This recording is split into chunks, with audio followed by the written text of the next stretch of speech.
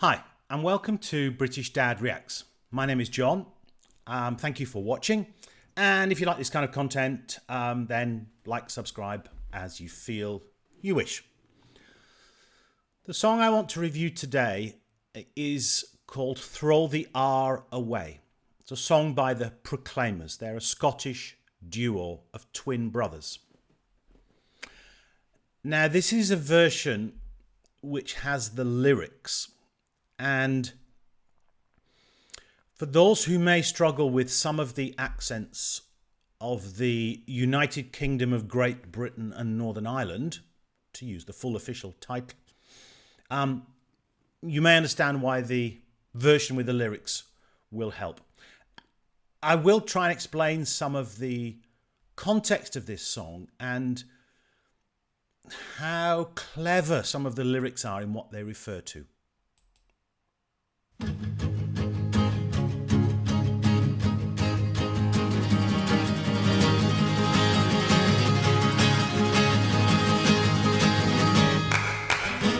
I've been so sad since you said my accent was bad. He's worn a frown, this Caledonian clown.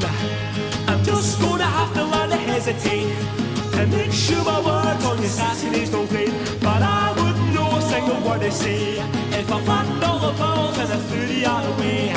Some days I stand on your green and pleasant land.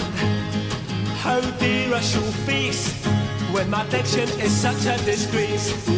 I'm just gonna have to learn to hesitate to make sure my words on this accent don't play. But I wouldn't know a single word they say if I flattened all the balls and I threw the other way. You say that if I wanna get ahead, the language of you should be left for dead. It doesn't please you, yeah. Okay. Now, the Proclaimers are twin brothers Craig and Charlie Reid. And they're known for a number of things. Their desire for Scottish independence. They're Scottish themselves, obviously. And they were told that singing in their Scottish accent or Scottish brogue may not be useful to their careers. They didn't accept that, and they sing all their songs in their normal accents and are very proud of that, and rightly so. So this song is about accent change that might be required to be successful. So I'll try and explain some of it as best I can. And I'm sure there are many Scottish people who will know the details of this far better than myself. So throw the R away.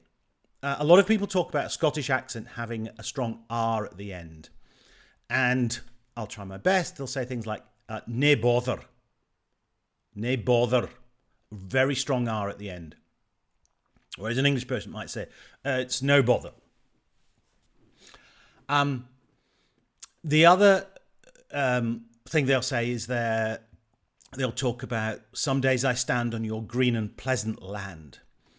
This is a very clever reference to a poem originally done by William Blake and then turned into the quite famous sort of English song that's taught called Jerusalem. And it talks about England's green and pleasant lands. So them standing on your green and pleasant land means they're standing in England. They're coming into England.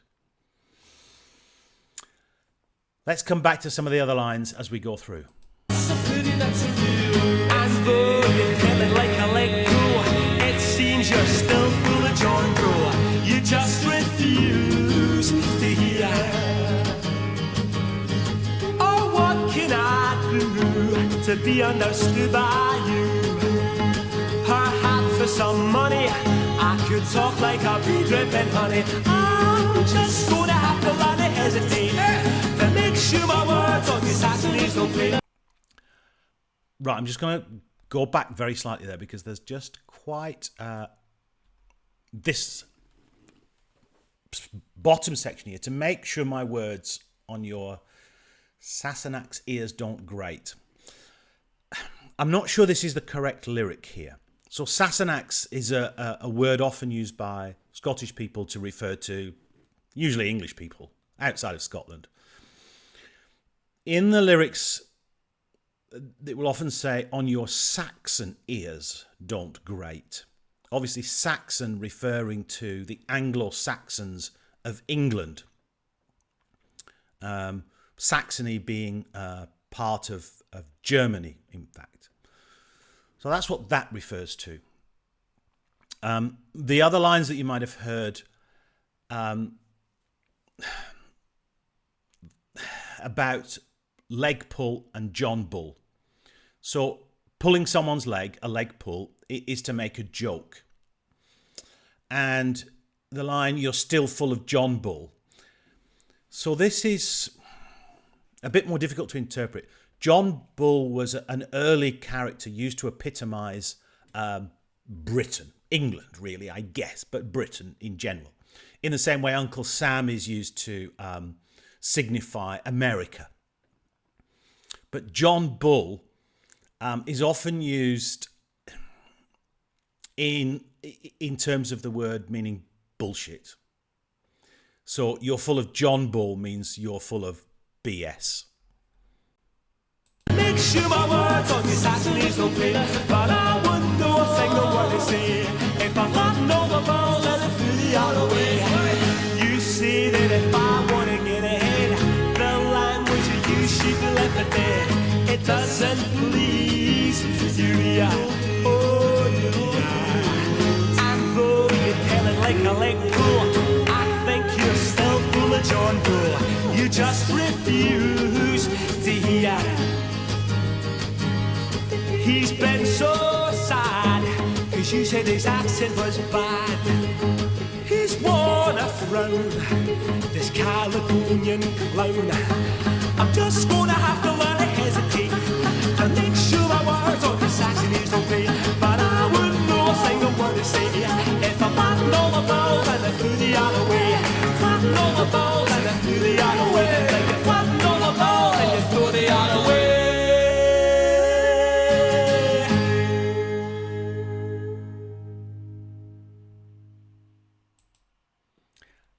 I think this is a great, great song. These two brothers have got just an incredible voice.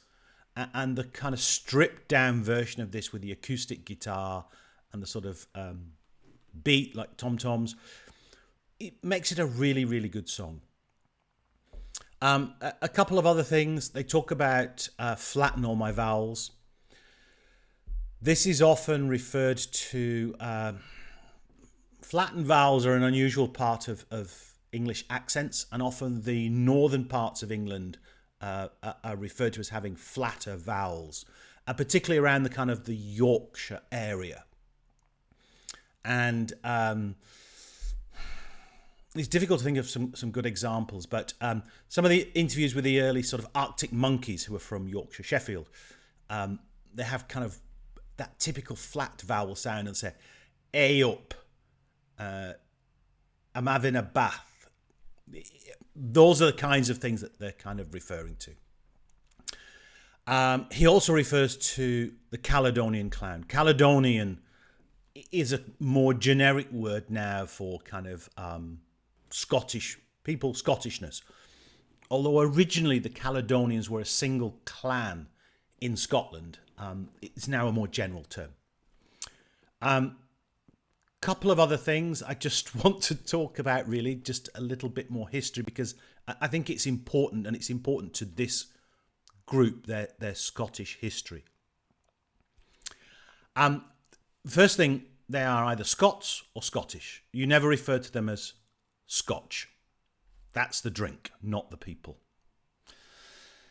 Okay, Scotland is also, I guess, famous because it's one of the parts of Europe and beyond that never fell to the Roman Empire. When the Romans invaded England in around 55 BC, under the auspices of Julius Caesar, as they marched north and took over England, they were unable to really conquer Scotland.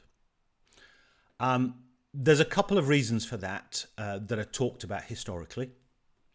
One is that Scotland at the time was a lot of tribes, and they didn't have real centres of like cities or areas of great farmland. They were people that moved around and so forth.